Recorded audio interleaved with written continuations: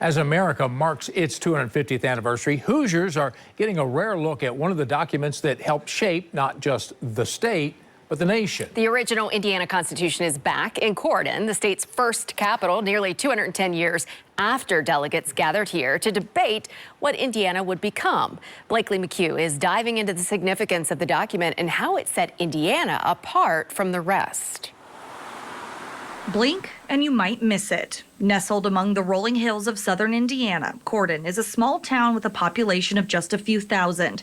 But in the summer of 1816, it became the birthplace of a state. A lot of the state wasn't really settled or developed.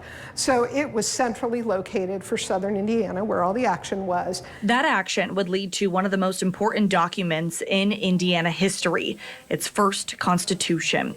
210 years ago, delegates wrestled with questions of government, individual rights, and perhaps most significantly, slavery. The Indiana Constitution not only echoes the language of the Northwest Ordinance that there'll be no slavery, it says Indiana will never have slavery. It just shuts that debate down. Indiana's Constitution begins as the nation's founding document does, with the Bill of Rights.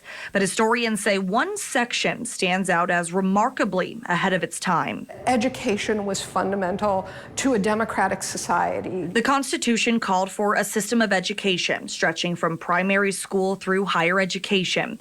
The goal was ambitious. And the initial intent was to make all of that free. Although funding never materialized, the idea reflected a belief that education would be essential to Indiana's growth and prosperity.